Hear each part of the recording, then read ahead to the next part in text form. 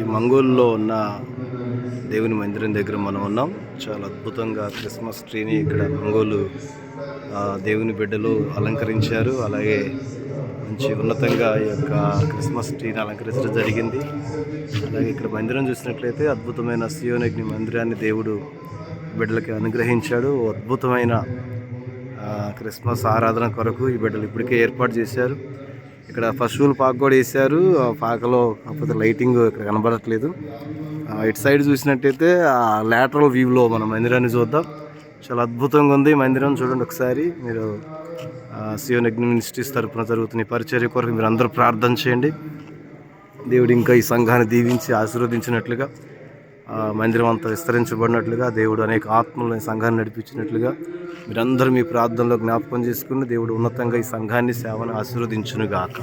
Amen. May God bless you.